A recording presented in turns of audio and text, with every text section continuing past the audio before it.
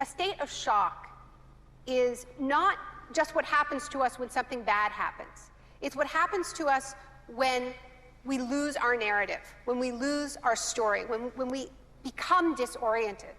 What keeps us oriented and alert and out of shock is our history.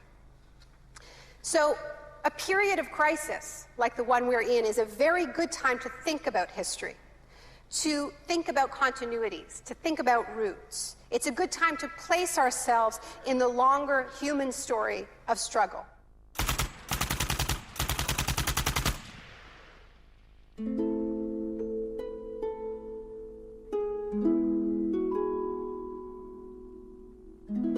The story begins on June the 1st, 1951, when representatives of Western intelligence agencies secretly met with academics at Montreal's Ritz-Carlton Hotel. This meeting contributed to military-funded research into the effects of sensory deprivation at McGill University. Sensory deprivation really is a way of producing extreme monotony. It causes loss of critical capacity. The thinking is less clear. The subject complains that he can't even daydream. And when you have college students that can't daydream, they're in a bad way. I began to think while we were doing our experiments that it's possible that something that involves physical discomfort or even pain might be more tolerable than simply the deprivation conditions that we studied. Hebb decided to stop work on the research. But I had no idea when I suggested that what a vicious weapon, potentially vicious weapon, this could be. These are the days and ours are the occasions. But experiments at McGill continued under the ambitious head of psychiatry, Dr. Ewan Cameron. What he did was much more than what we had done. We did our work strictly with the understanding that the subject could get up and walk out at any point he wished to, and some of them did. Cameron's patients were not so lucky. The Allen Memorial Institute, where he worked, began to resemble a macabre prison, where Cameron performed bizarre experiments on his psychiatric patients. Cameron wanted to de-pattern or wipe clean his patient's mind, so he could rebuild them from a blank slate. Janine Huard was a young mother of 4, suffering from postnatal depression. I used to shiver when they told me about, you're going to get a shock treatment tomorrow. I used to shiver. I was so scared of it.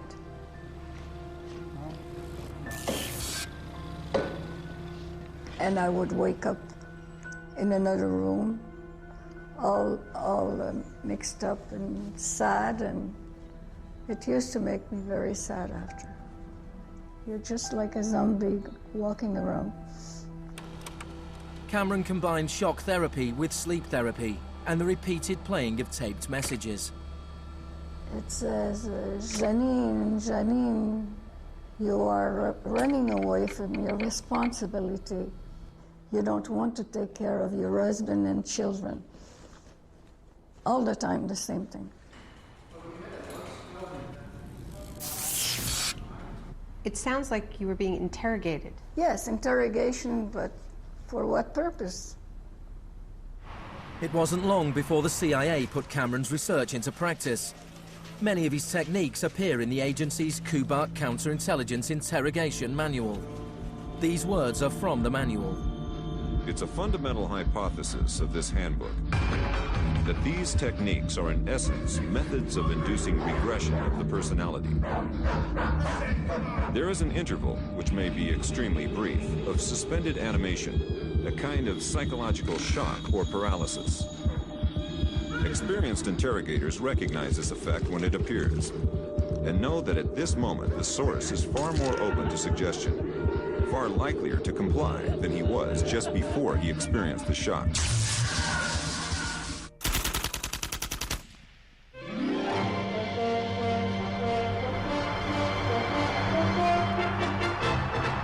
At the same time as Ewan Cameron was conducting his experiments in Montreal, an exponent of another kind of shock was working not so far away.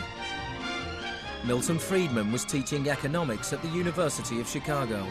He believed economic shock therapy could encourage societies to accept a purer form of deregulated capitalism. In October 2008, in the midst of the biggest financial crisis since 1929, Naomi Klein went to the University of Chicago to talk about Milton Friedman. When Milton Friedman turned 90, the Bush White House held a birthday party for him. And everyone made speeches, including George Bush. But there was a really good speech that was given by Donald Rumsfeld. My favorite quote in that speech from Rumsfeld is this. He said, "Milton is the embodiment of the truth that ideas have consequences." What I want to argue here is that the economic chaos that we're seeing right now on Wall Street and on Main Street and in Washington stems from many factors, of course, but among them are the ideas of Milton Friedman. The Wall Street crash of 1929 led to the Depression of the 30s.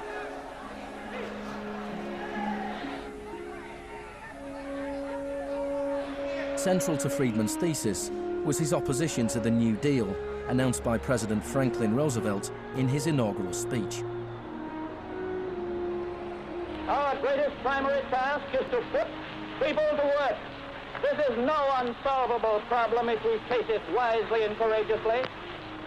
Let me assert my firm belief that the only thing we have to fear is fear itself. Influenced by the economist John Maynard Keynes, Roosevelt started a program of public employment to get people back to work. Today, depression is a fading memory. Millions of men and women have found employment, and with it, confidence and hope. It wasn't that simple. The Depression lasted into World War II. But after the war, the Marshall Plan spread Keynes's model of government regulation and intervention to Europe.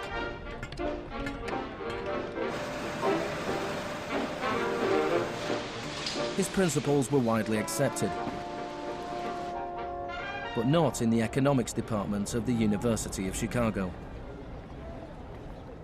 Milton Friedman from this university waged a war against the New Deal. Friedman was a member of a group called the Montpelier Society, led by the Austrian economist Friedrich von Hayek. They believed that if governments stopped providing services and stopped regulating markets, the economy would correct itself.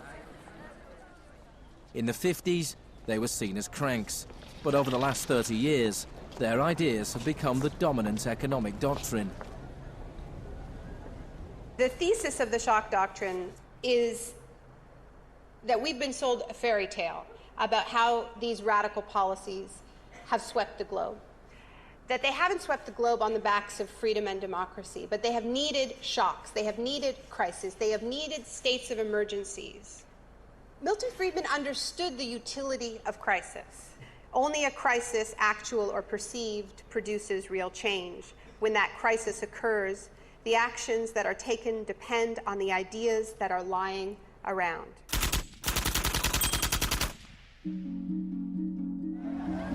It was in Chile that Friedman's disciples first learned how to exploit a large-scale shock or crisis. Usually the official storytellers of neoliberalism, the official publicists, don't even mention Chile. They start the story with Thatcher and Reagan because it's much more flattering that way. In the 50s and 60s, Chile's progressive developmental policies were a beacon in the region. The government invested in health, education and industry.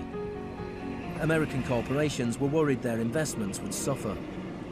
In response, the US State Department began sponsoring students from Chile and the rest of South America to study free market economics with Milton Friedman.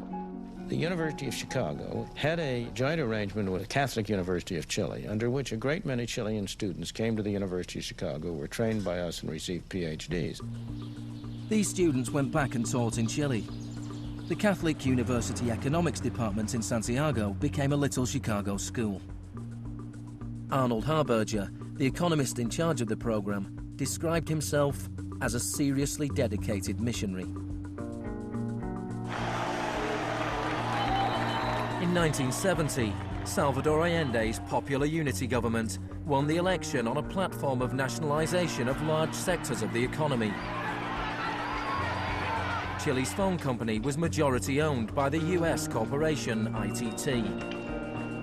It spearheaded attempts to stop Allende becoming president. It had the support of Richard Nixon in the White House. I was not there, but I can tell you what we now know to be a fact. He ordered the CIA to prevent Allende from assuming the presidency. And indeed, they tried to get me to lean on the Chilean military right after Allende was elected. Despite the efforts of the CIA, Allende was sworn in as president.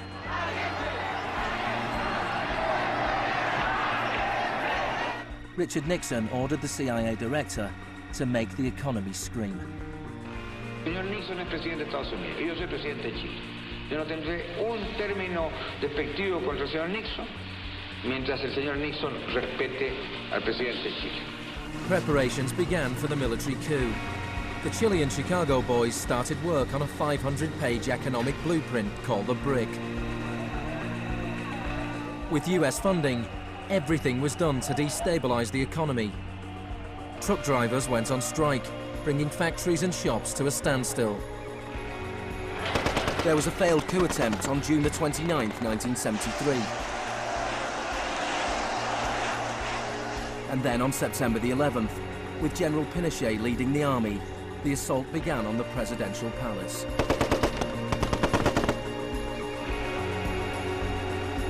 Chile had enjoyed 41 years of uninterrupted, peaceful democratic rule. Now it was being violently overthrown. Pinochet and his supporters described the coup as a war. It was certainly designed to look like one. It was a Chilean precursor to shock and awe.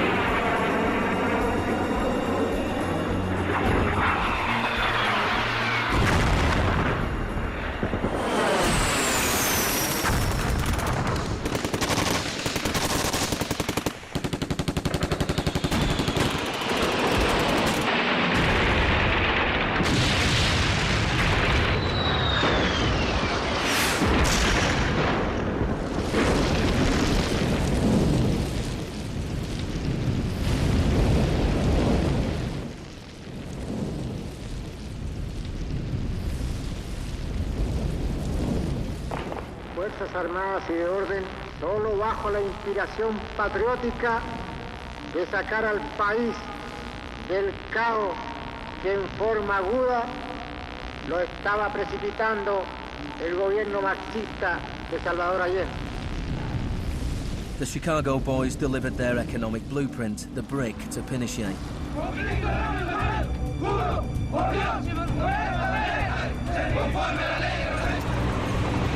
In the days that followed, more than 13,000 opponents were arrested and imprisoned.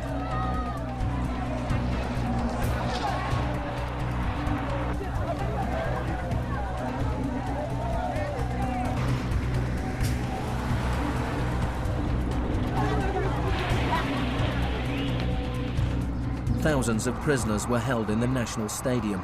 Many were tortured. Chile became notorious around the world. ¿Cuántas personas?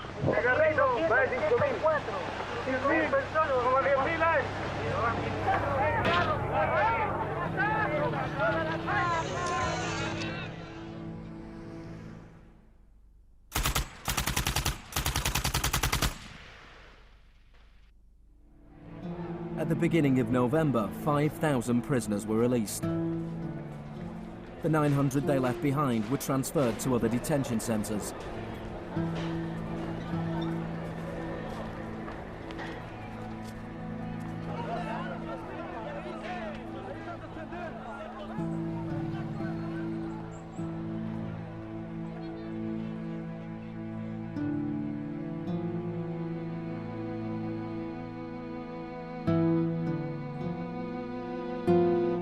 Less than a month later, FIFA allowed Chile to play a World Cup qualifier in the very same stadium.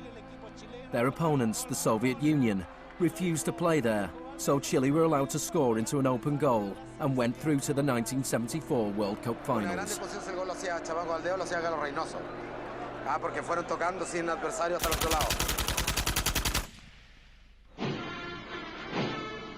With the population in shock, Pinochet imposed the policies recommended by the Chicago Boys. Removal of price controls, the sale of state companies, the removal of import barriers and cuts to government expenditure. Friedman later openly acknowledged the importance of the Chilean experiment.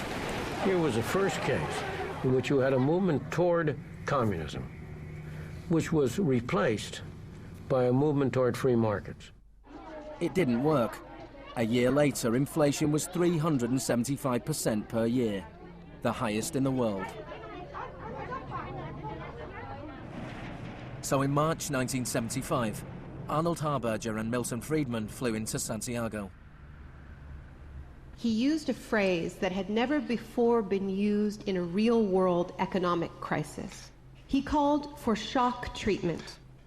He said that he was like a doctor that was going to help a country that was suffering an epidemic, and he was simply prescribing the medicine. Friedman wrote that General Pinochet was sympathetically attracted to the idea of a shock treatment, but was clearly distressed at the temporary unemployment it might cause.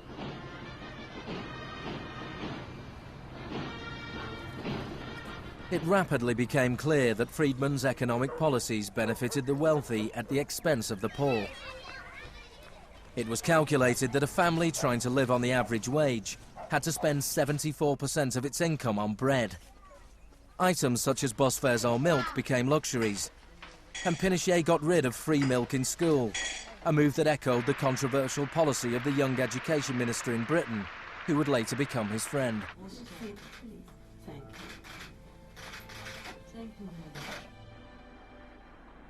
In order to enforce these economic policies, there had to be an enemy to fear. Tampoco creo que se haya triunfado totalmente sobre el marxismo. El marxismo es como un fantasma. Cuesta mucho tomarlo. Mejor dicho, no se puede tomar.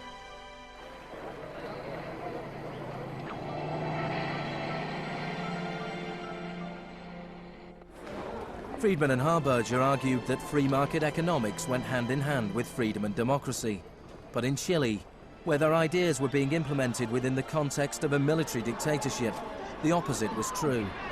Many in Latin America saw a direct connection between the economic shocks that impoverished millions of people and the epidemic of torture inflicted on those who believed in a different kind of society. One of those was Orlando Letelier.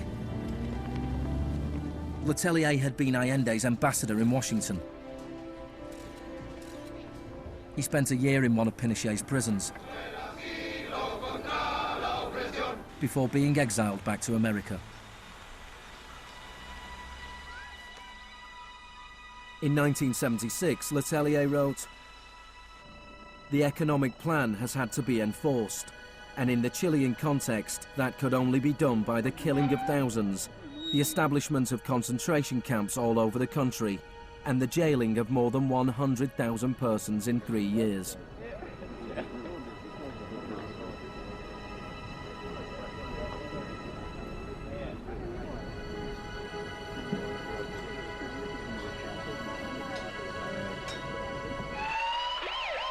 Less than a month later, Letelier was killed by a car bomb. Good evening. A powerful bomb today tore through a car as it was driving along Washington's usually quiet Embassy Row. The Chilean was Orlando Letelier, who also had been foreign minister during the last months of the late Salvador Allende's Marxist regime. Richard Roth reports. Michael Townley, a member of Pinochet's secret police, was behind the bombing. He'd entered the US on a false passport with the knowledge of the CIA. Michael, buenas noches. Buenas noches, Pablo. La opinión del Poder Judicial chileno, ¿hay confianza en él? Mira, yo confío plenamente en la justicia chilena como patriota y luchador antimarxista y juntista por sobre todas las cosas. Despite his confidence, Townley was extradited to the US and convicted of Letelier's murder. Pinochet ruled Chile as a military dictator for 17 years, but in a frank interview, Harberger remained in denial. You cannot have a repressive government for long within a genuinely free economic system. In the same year as Orlando Letelier's murder, Milton Friedman was awarded the Nobel Prize for Economics. You people have such a distorted idea of what went on. Let me tell you some facts. Number one, I was offered 2 honorary degrees by universities in Chile before I went down. I refused to take them because those universities were being supported in part by public funds, and I did not want to appear in any way to provide any support to the political system in Chile. I'm not a representative of Chile. I'm not an advisor to Chile. I have no commitments to the government of Chile.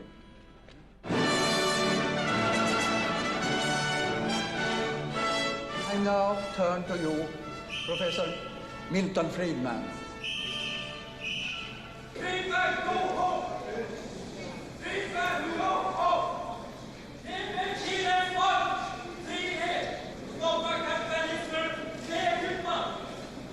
I am very sorry for this incident. It could have been worse.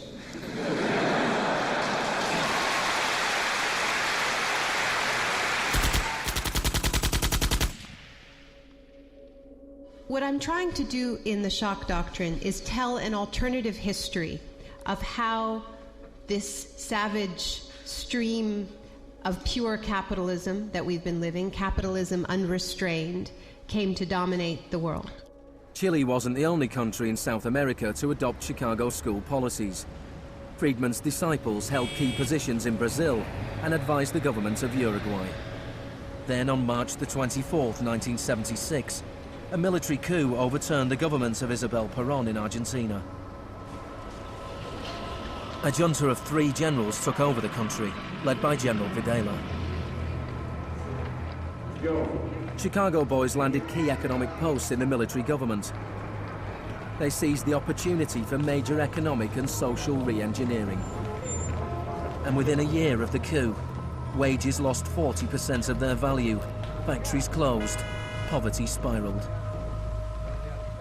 Just as in Chile, people had to be terrorized into accepting these economic policies.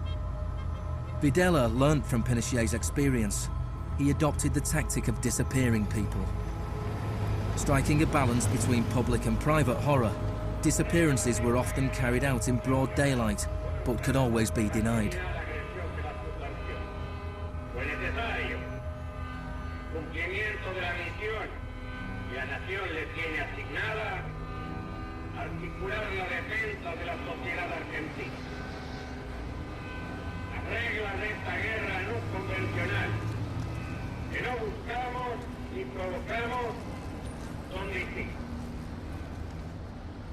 Many of the techniques used by the Chilean and Argentinian military had been learnt in the US-run School of the Americas. Torture techniques taught, from rape to derobing to torture with pointed objects, breaking of extremities, poking eyes out, branding. In Latin America, there are various regimes which at the moment are abusing human rights. Political murder, torture, deportations, imprisonment without trial, using the techniques they may have learned in this establishment. You may be right. If you can say that the skills which we've taught here have been applied, I can't deny that. The use of torture of a known enemy soldier to gain some kind of military advantage, I think, is justifiable and smart. To go beyond that, to use torture techniques merely to intimidate people, is completely wrong, unethical and immoral. But in Argentina and Chile, these techniques were not used just on soldiers or terrorists. They were used on students and union members. They were used on anyone who opposed the free market economic policies of the regime.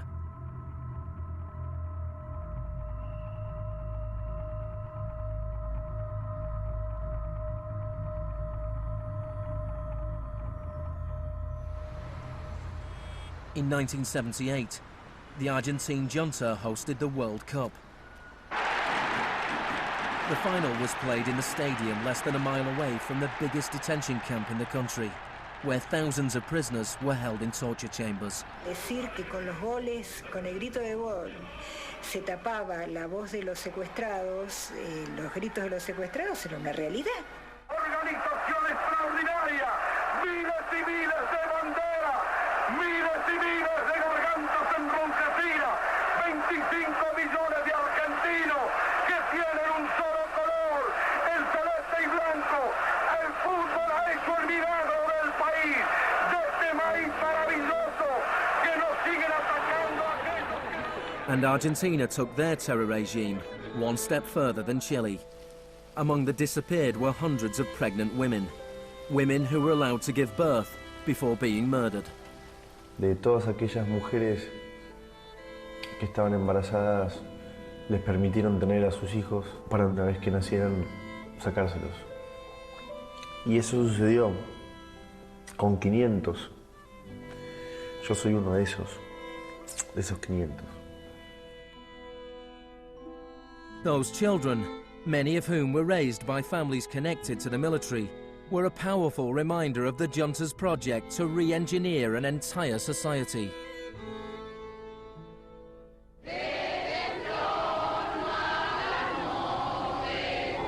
While the junta was still in power, a group of mothers and grandmothers of the disappeared started to protest in the Plaza de Mayo.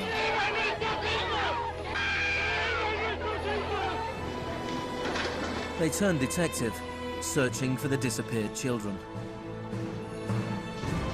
After the junta collapsed, some were found and reunited with their families. Occasionally they found remains. Mostly they found nothing.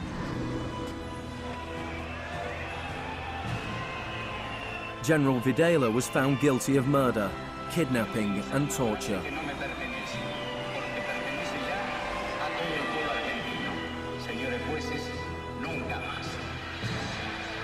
He was sentenced to life in prison.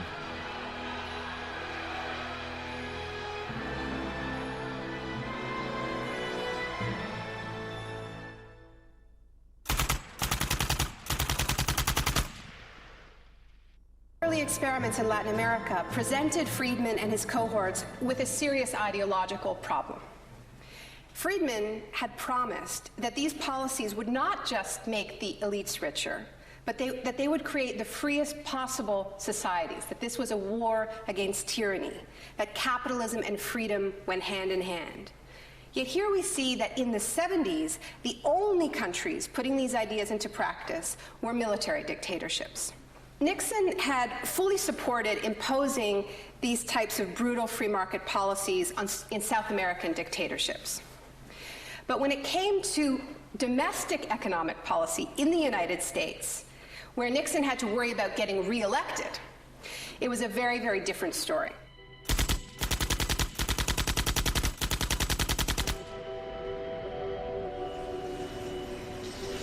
Friedman enjoyed a friendly relationship with Nixon. Several of his Chicago school colleagues and disciples were recruited to work for the government. Donald Rumsfeld was one of them. So help me God. Congratulations. Thanks. But in 1971, with the economy in a slump, Nixon turned his back on Friedman's ideas and imposed a wage and price control policy. He put Rumsfeld in charge. Which is essentially a problem of supply and demand. I have for long been opposed to the wage and price control. I believe it involves government intervention with the freedom of individuals. I think it's intolerable. The Keynesian policy was a success, and Nixon won a second term with a landslide majority. It was a blow for Friedman. Then in 1979, Margaret Thatcher was elected Prime Minister of Britain. Her intellectual guru was Milton Friedman's old mentor, Friedrich von Hayek. And just over a year later, Ronald Reagan was elected President of the United States. Both Britain and America were now ruled by unabashed Freemanites. Margaret Thatcher's program when she came in had 4 planks. Cut government spending, cut tax rates, reduce government ownership and operation of industries or regulation of industry, and have a moderate and stable monetary policy to bring down inflation. Within her first 3 years in office, unemployment doubled in parts of the economy, leading to waves of strikes. Thatcher's personal approval rating slumped to 25%. There were riots in Britain's major cities. Even Margaret Thatcher's admirers had their doubts. The economic performance of the Thatcher government has been mixed.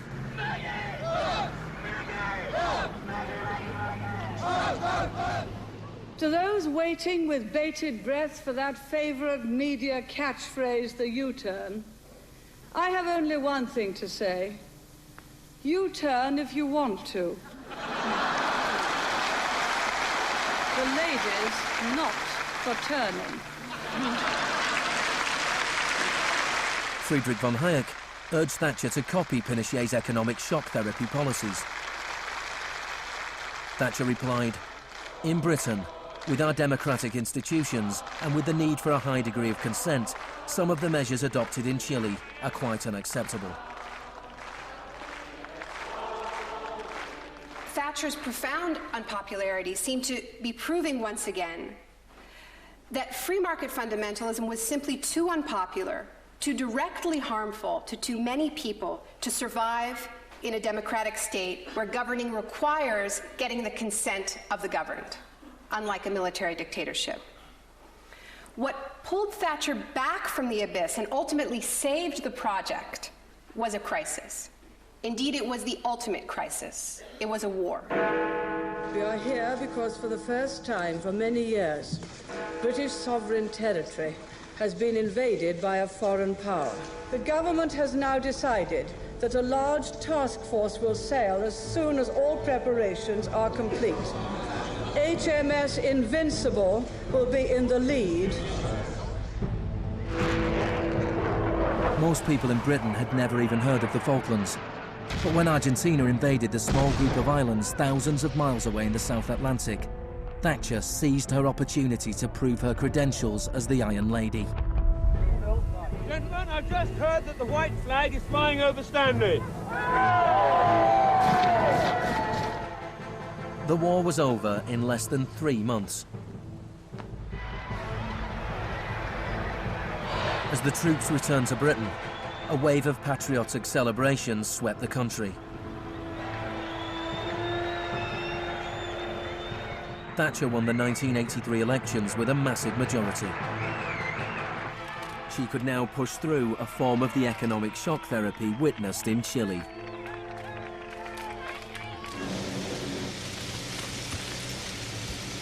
The most powerful union in Britain was the National Union of Mine Workers. When the National Coal Board tried to close pits down, the miners went on strike. Parts of central London are brought to a halt as thousands of miners and sympathizers march through the city in support of the miners' strike. It's Britain's longest and most bitter since 1926, and the most expensive ever. The strike lasted almost a year.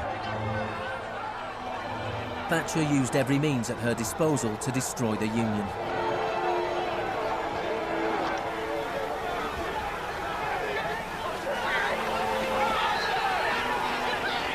Eventually, the miners were defeated. Thatcher used this victory to bring the Chicago School Revolution to Britain. A series of glossy commercials promoted a massive program of privatizations. Thatcher sold off the steel industry, water, electricity, gas, telephones, airlines, oil. Public housing was sold off. Council services put out to tender. In 1986, financial and banking services were deregulated. It was called the Big Bang. No one here tonight needs reminding that the Big Bang is only a beginning. In Britain, before Thatcher, a CEO earned 10 times as much as the average worker. By 2007, they earned more than 100 times as much.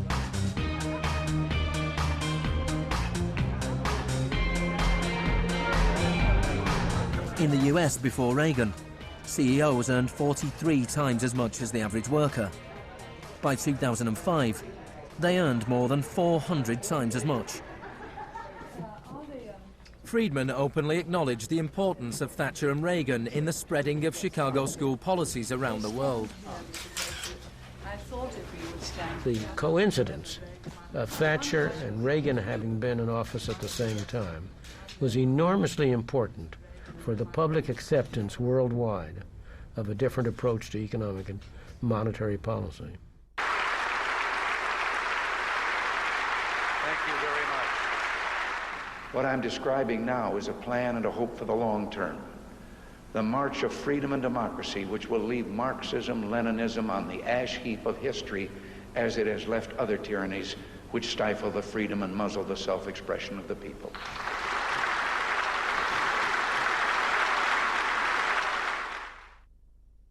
Now, we all know the fairy tale about the fall of communism, that the West under Reagan and Thatcher looked so prosperous to the people of the former communist bloc that they themselves demanded radical free market policies. Now, this really is a fairy tale.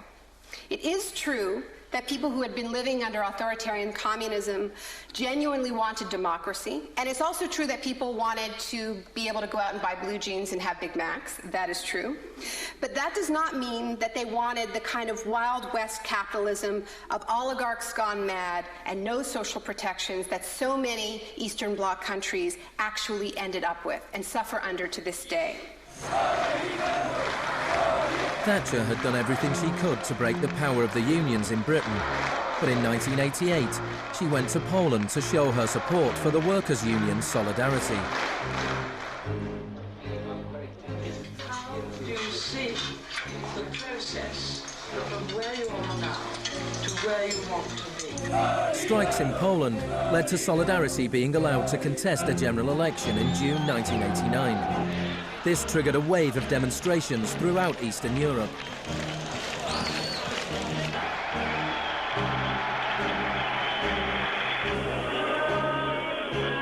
In the past, the Soviet Union had used military force to crush democratic movements.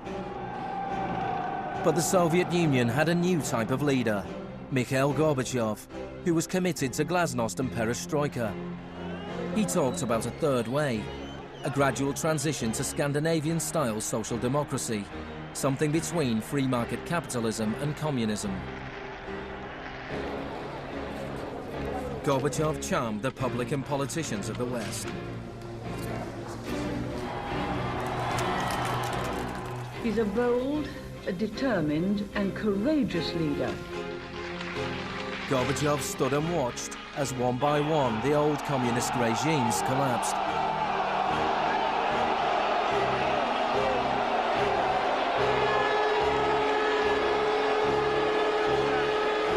At the end of the year, the most famous symbol of the division of Europe came tumbling down.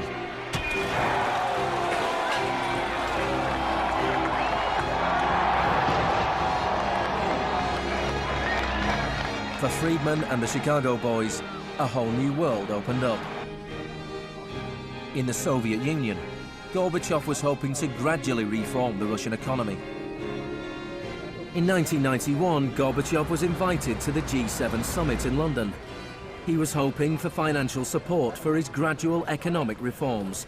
Instead, he was told that unless he embraced radical shock therapy, there would be no aid at all. Thank you, Mr. President. That's not a little close. The next month, there was a coup attempt against him. A group of Communist Party hardliners placed Gorbachev under house arrest in his holiday home in the Crimea. Tanks surrounded the White House, the Russian parliament.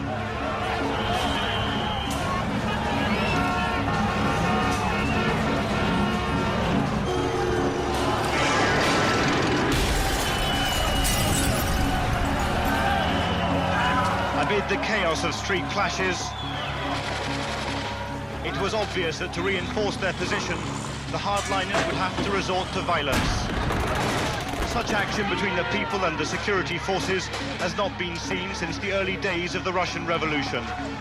By dawn this morning, amid a sea of debris, it was becoming clear that the coup was disintegrating. The Russian parliament building was unscathed, the military had not made their move. Inside, Boris Yeltsin was more powerful than ever.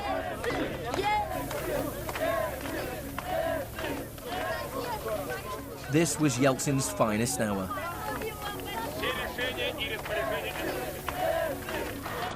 Gorbachev was released and he returned to Moscow, but he had lost much of his power.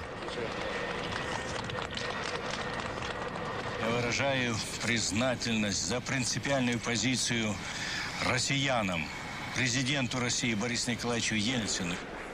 In December 1991, the Soviet Union was dissolved, a profound shock for the Russian people.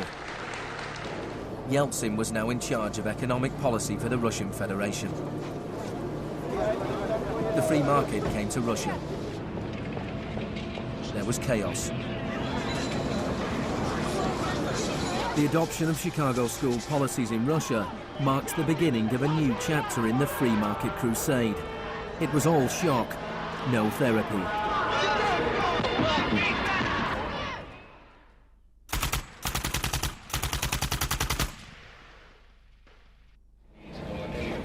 Despite the public efforts to promote popular capitalism, the reality was a small handful of businessmen made vast fortunes.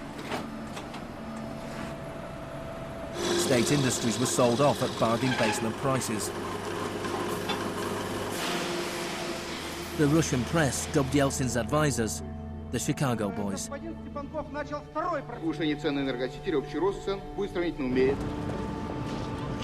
Yeltsin's shock therapy meant that in 1992, the average Russian consumed 40% less than in 1991. A third of Russians fell below the poverty line, and wages weren't paid for months. One expert today predicted 140 million Russians will soon be living below the poverty line. Corruption was rife. Organised crime boomed. Moscow became the new Wild West.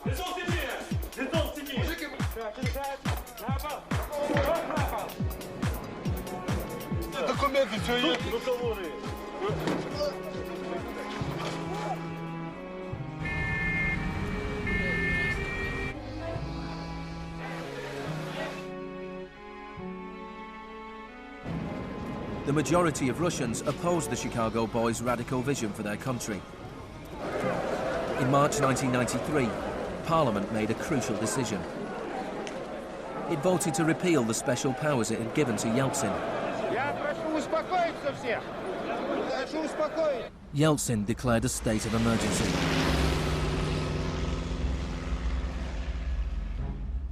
The Constitutional Court ruled that it was illegal.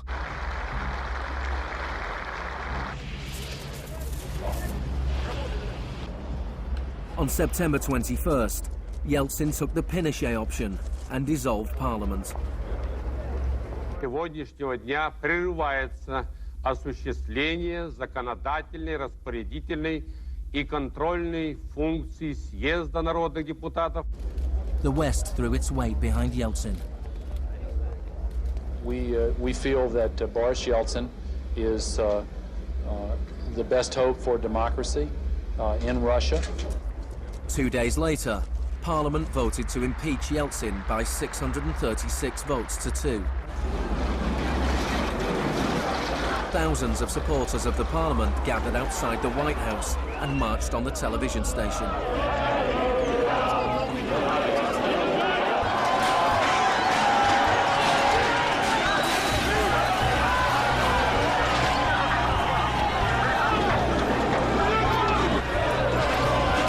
It looked like the supporters of Parliament were winning.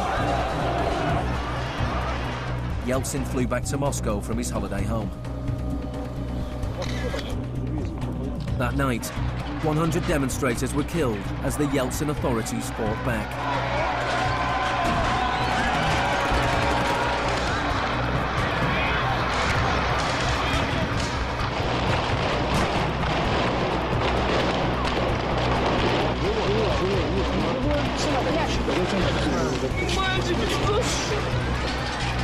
On the 4th of October, he ordered troops to storm the White House, shelling the very building he had defended 2 years earlier.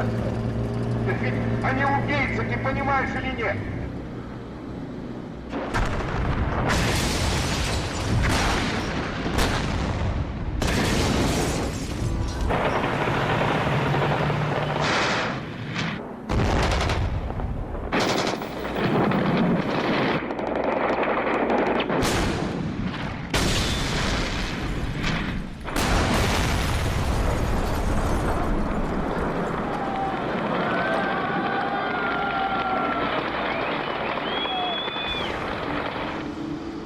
Warren Christopher, the US Secretary of State, said, "The United States does not easily support the suspension of parliaments, but these are extraordinary times."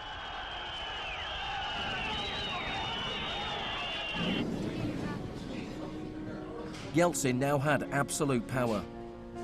With the advice of his Chicago boys, he ruled through a form of crony capitalism. Even more state industries were sold off, creating a new class of billionaire businessmen with huge political influence, the oligarchs. By 1998, 80% of Russian farms were bankrupt and 70,000 state factories were closed. In 8 years, the number of people living in poverty increased by 72 million. Meanwhile, Moscow would go on to have more billionaires than any other city in the world.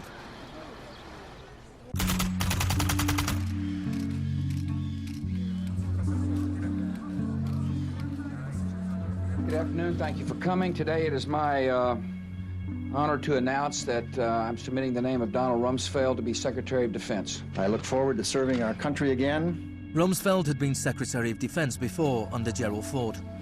Then, the enemy we were supposed to fear was the Soviet Union. I'm not saying with certainty that the Russians are coming. I'm saying the trends are here. I'm not saying the Russians are 10 feet tall. I'm saying they used to be 5'3". They're now 5'9½", and they're growing. Now there was a new enemy closer to home. On September the 10th, 2001, Rumsfeld made a speech laying out his plans to privatize much of the US military. Milton Friedman would have been proud. He said, "The topic today is an adversary that poses a threat. A serious threat to the security of the United States of America. This adversary is one of the world's last bastions of central planning. It governs by dictating 5-year plans. Perhaps this adversary sounds like the former Soviet Union, but that enemy is gone. This adversary is closer to home. It's the Pentagon bureaucracy. Today, we declare war on bureaucracy." The next day, American Airlines Flight 77 crashed into the Pentagon, killing 184 people.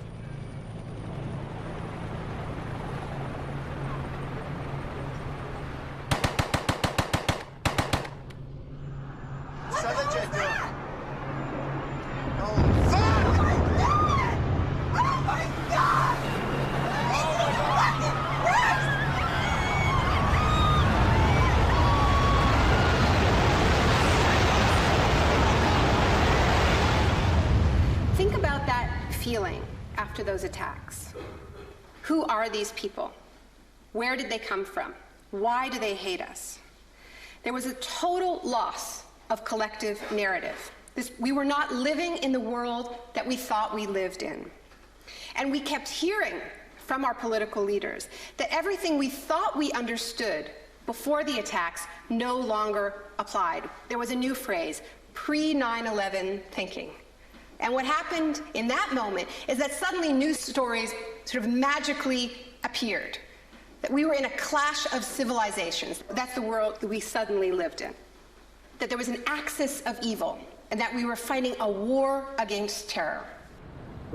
This abstract, unwinnable war has had huge economic consequences. Before 2001, Homeland Security barely registered as an industry. Today, it is bigger than Hollywood and the music industry combined. Between September the 11th, 2001 and 2006, the Department of Homeland Security handed out $130 billion to private contractors. This is the disaster capitalism complex, a new economy built on fear. This will be a monumental struggle of good versus evil. The best defense against terror is a global offensive against terror, wherever it might be found. The first phase of this war was the bombing of Afghanistan.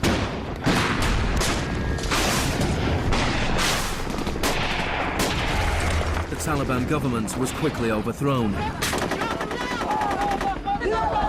The aftermath of the war was more complicated.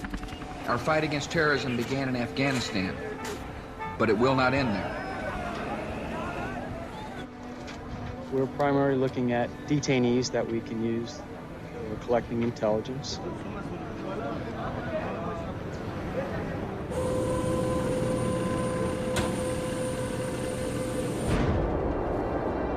Guantanamo was the first time that the techniques of the Kubark Manual were explicitly and publicly being used by American forces, officially sanctioned in the White House and openly broadcast on television around the world.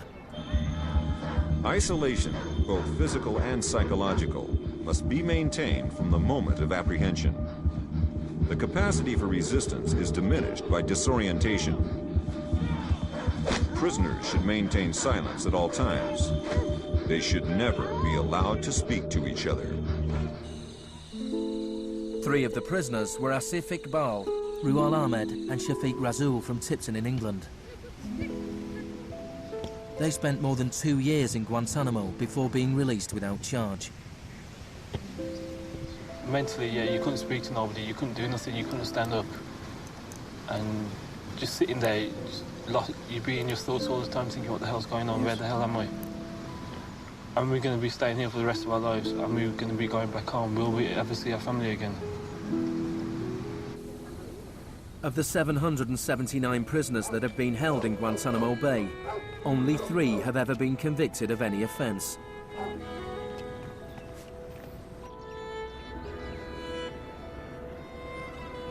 Well, the only thing I know for certain is that these are bad people. It was a message to the whole world, and the message was clear. It was, this is what happens to you if you get in our way. The war on terror is not about one man, and it is not about one country. There were many justifications given for the invasion of Iraq. But if the US had really wanted to attack a country where the leaders of Al-Qaeda were thought to be hiding, which had nuclear weapons and was selling nuclear technology to other countries, then Pakistan would have been the obvious choice. It had close connections to the Taliban and was being run by a military dictator. Instead, George Bush chose to target Iraq, a country with the 3rd largest oil reserves in the world.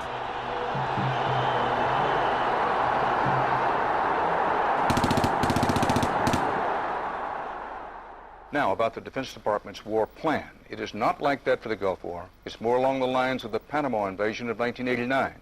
CBS News has been told it would start on what's called A-Day. A as in airstrikes. Airstrikes so devastating, they would leave Saddam's soldiers unable or unwilling to fight. The idea is to rain down the thunder so hard as to create, quote, shock and awe. If the Pentagon sticks to its current war plan, one day in March, the Air Force and Navy will launch between 3 and 400 cruise missiles at targets in Iraq. More than were launched during the entire 40 days of the first Gulf War. The sheer size of this has never been seen before, never been contemplated before. Harlan Ullman is one of the authors of the shock and awe concept, which relies on large numbers of precision-guided weapons. So that you have this simultaneous effect, rather like the nuclear weapons at Hiroshima, not taking days or weeks, but in minutes.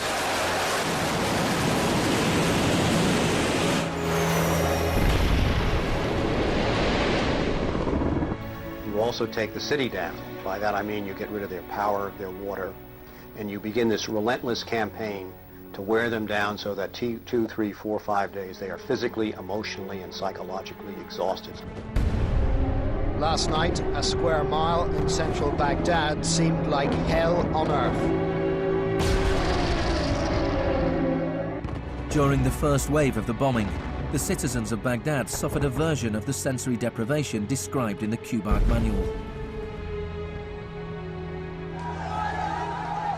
In the chaos that followed the overthrow of Saddam Hussein, the US did little to stop the looting. Some US officials even thought it gave them a head start on dismantling the Iraqi state. John Agresto, Director of Higher Education Reconstruction, said he saw the looting of schools as the opportunity for a clean start. In fact, before sanctions, Iraq had the best education system in the region. 89% of Iraqis were literate. By contrast, in New Mexico, John Agresto's home state, 46% of the population were functionally illiterate.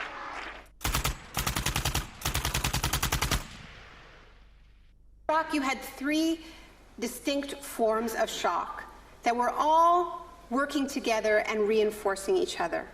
You had the shock of the war, which was immediately followed by economic shock therapy imposed under Paul Bremer. And as resistance to that economic transformation, that very rapid economic shock grew, you had the shock of enforcement, including torture. Three different kinds of shock.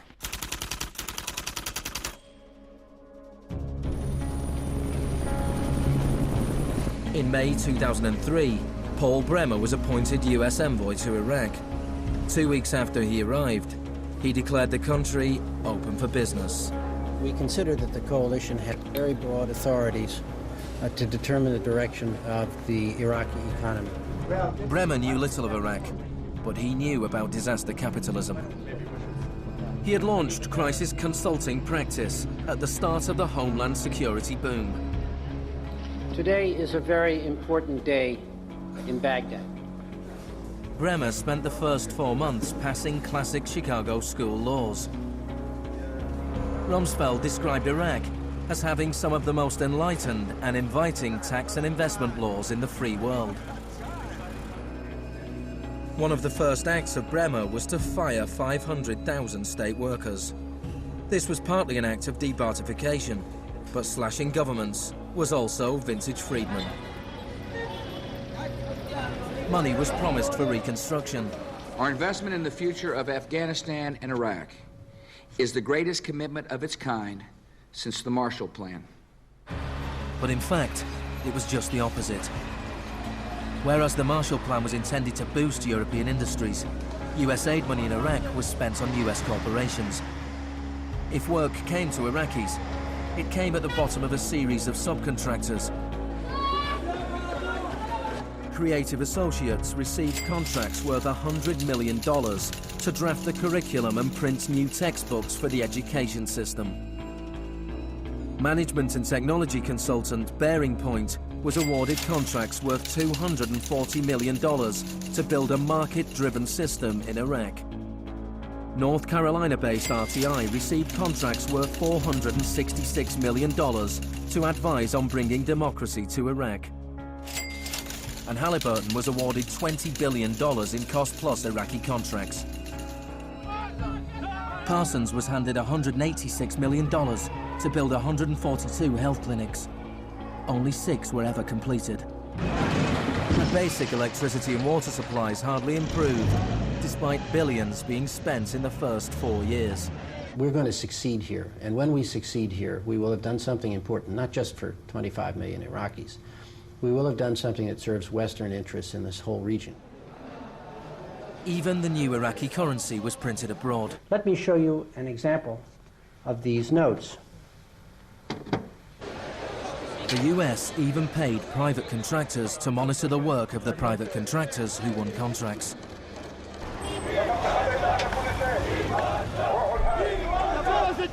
I was in Baghdad in 2004, and this is the period when bombs started to go off regularly in Baghdad. In fact, the night that I arrived, a bomb went off very near our hotel.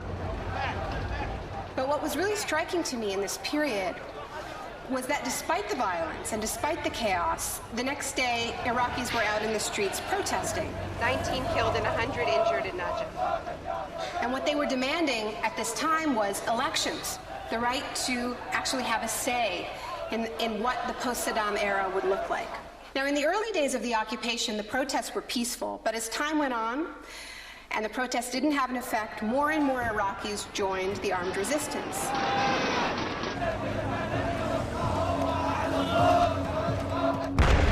The violence spun out of control.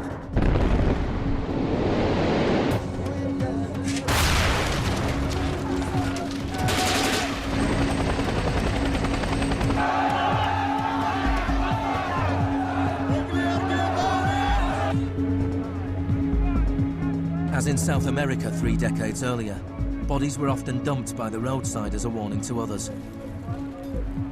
These were Iraq's disappeared.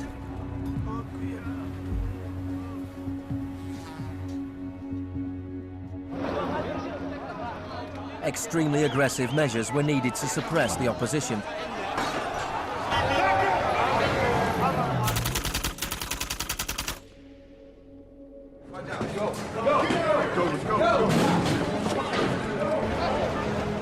The first 3.5 years of the occupation, 61,500 Iraqis were captured. By spring 2007, 19,000 remained in custody. In prison, they were interrogated using techniques that could be traced to those devised by the CIA from Ewan Cameron's experiments in the 50s.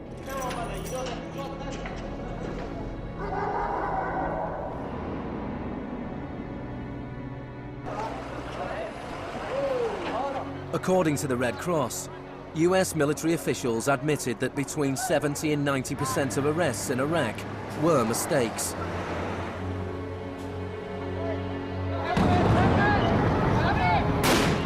The chaos in Iraq seems like a defeat for shock therapy. But in Iraq, disaster capitalism moved on. Now the disaster itself provided the opportunity for profit.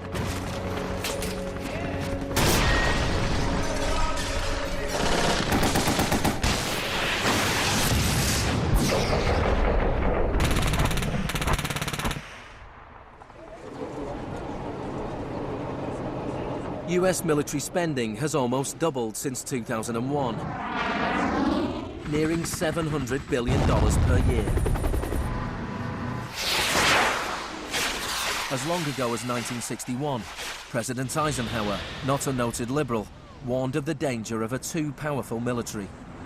Now, this conjunction of an immense military establishment and a large arms industry is new in the American experience. We must guard against the acquisition of unwarranted influence, whether sought or unsought, by the military-industrial complex. We must never let the weight of this combination endanger our liberties or democratic processes. The war in Iraq is the most privatized war in modern history. The Green Zone in Baghdad is an extreme version of what is happening around the world. A privatized, secure world protected from the chaos outside.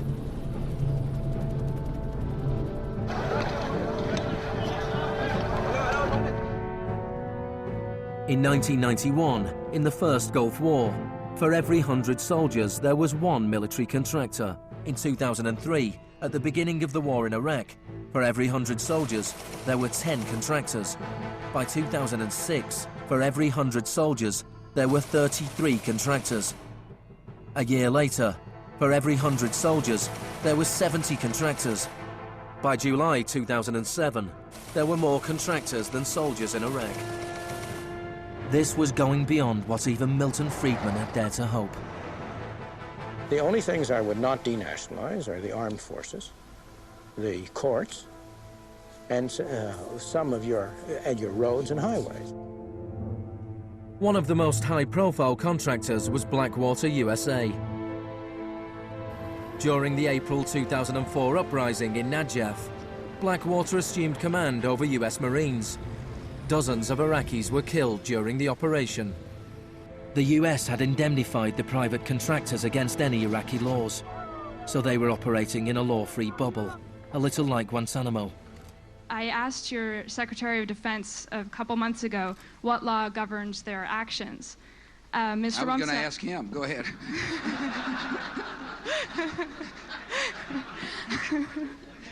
Help. Well, I was hoping...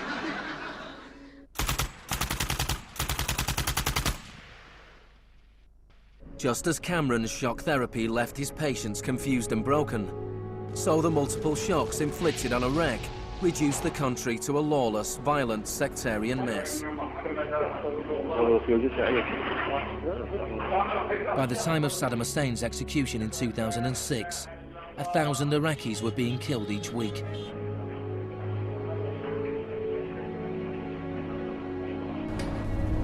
By April 2007, the United Nations High Commission for Refugees estimated 4 million people had had to leave their homes. Hundreds of thousands of Iraqis had died. I think the historians will write very clearly that we did a great and noble thing here.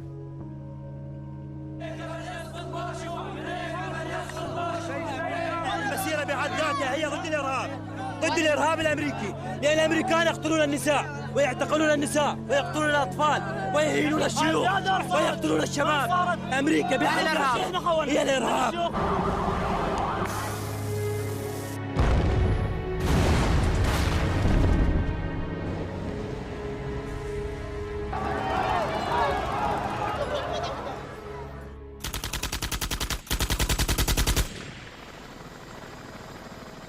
When Hurricane Katrina hit New Orleans in August 2005, the world was shocked to witness a sort of disaster apartheid. The economically secure drove out of town, while tens of thousands of the vulnerable were stranded with little or no help from the state. I went to New Orleans while the city was still underwater, and what I saw was that what I had witnessed in Iraq was repeating, not in the aftermath of a war, but in the aftermath of a tremendous natural disaster. Milton Friedman died in 2006. His very last piece of public policy recommendation was an op-ed he wrote for the Wall Street Journal 3 months after Katrina. He said, most New Orleans schools are in ruins, as are the homes of children who have attended them. The children are now scattered all over the country. This is a tragedy. It is also an opportunity to radically reform the education system. He was advocating the wholesale privatization of the school system of this city. It was his sort of swan song.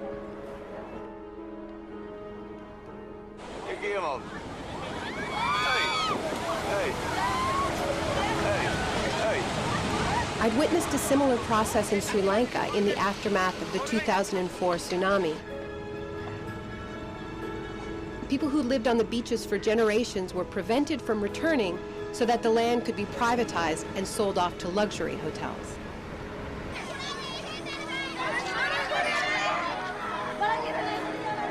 And this is exactly what I mean by the shock doctrine, the systematic raiding of the public sphere in the aftermath of a disaster, when people are too focused on the emergency, on their daily concerns, to protect their interests.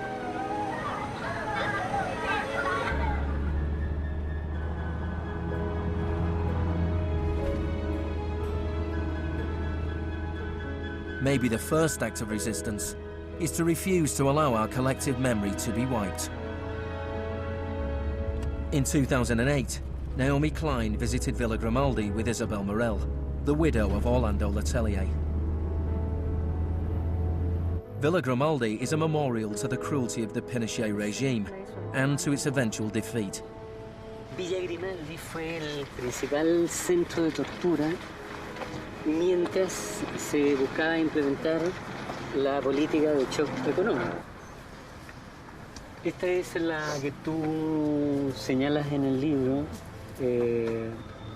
como las casas de uno por uno donde estaban los detenidos en Villa Grimaldi. It's not that I loved Pinochet, but I think that he was our teacher in many things. We learned about evil.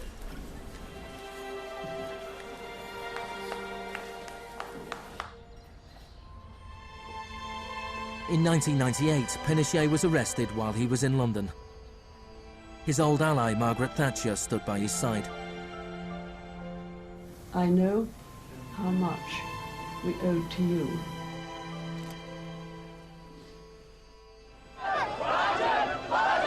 It took 30 years for the economic experiment originally test-driven by Pinochet to make its way around the globe to Iraq. But the similarities between past and present are startling. between Pinochet's concentration camps and Bush's Guantanamo detention center, between the disappeared in Chile and those in Iraq, between the experiments of Ewan Cameron and the torture meted out on the prisoners of Abu Ghraib.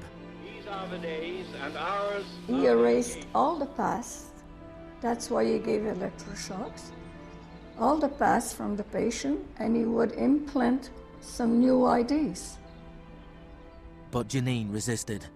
In 1988, the CIA agreed to pay compensation to Janine and other victims of Ewan Cameron's experiments. Janine, are you proud that they tried to break you and that you have fought so hard and won? In a way I am. In a way I am. Because I must have some willpower seeds in me. It is very, very hard to fight a government. People would tell me, Janine, you don't fight a government. What's the matter with you? They're too big. But I had faith that we would win.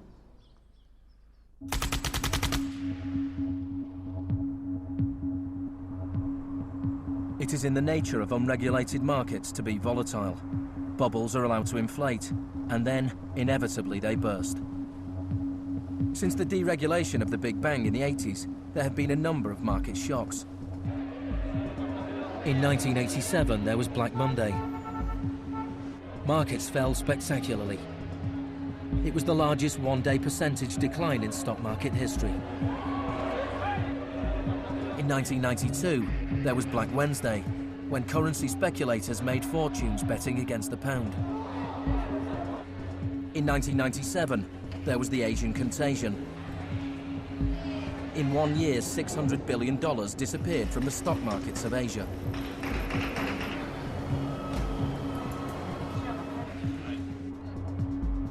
And then, in September 2008, the financial markets imploded. The market is not functioning properly. There has been a widespread loss of confidence.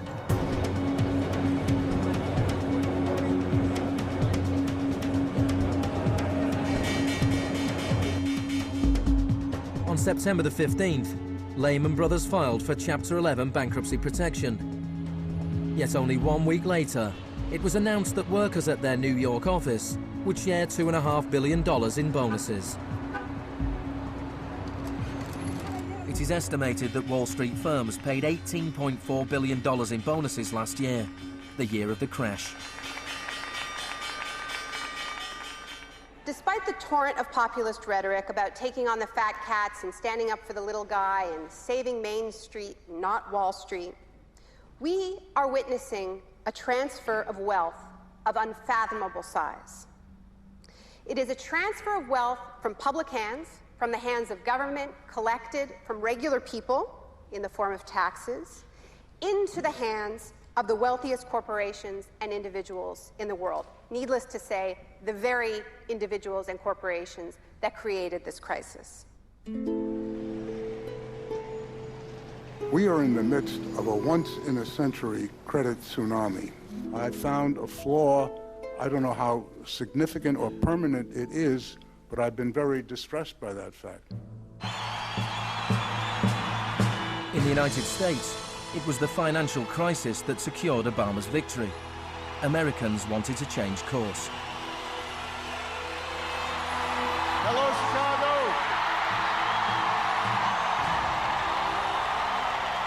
This crisis is clearly understood by almost everyone as being the direct result of this particular ideology of deregulation and privatization. The scale of the crisis offers the hope of change. The Shock Doctrine as a strategy relies on us not knowing about it for it to work. And what I find most hopeful about the current economic crisis is that this tactic is getting tired, because that element of surprise is no longer there. We're on to them, and it's not working. We're becoming shock resistant. The last time the world suffered a financial crisis as severe as this people turned to the Keynesian policies of the New Deal. Let me assert my firm belief that the only thing we have to fear is fear itself. More than 1 million people came to Washington to hear Obama's inauguration speech. Many journalists made comparisons with FDR. Now, there's been a lot of talk recently about comparing Obama to Franklin Delano Roosevelt.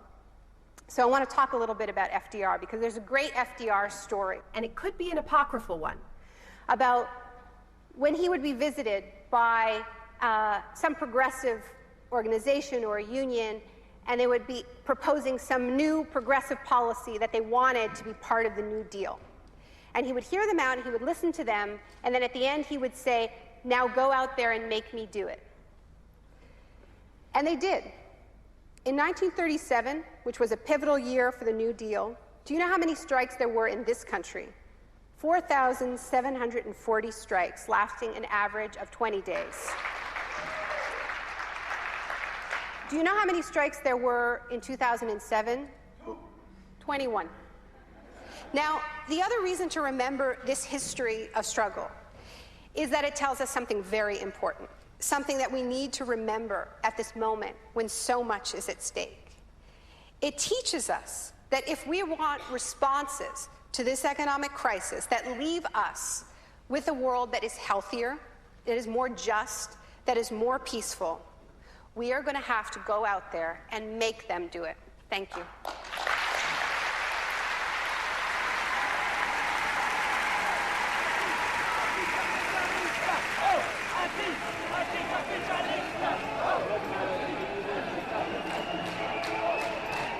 Next week's exclusive new true story is Nursery University, more for Tuesday night at 10. And stay with us for the story of the rise and downfall of Enron, the smartest guys in the room.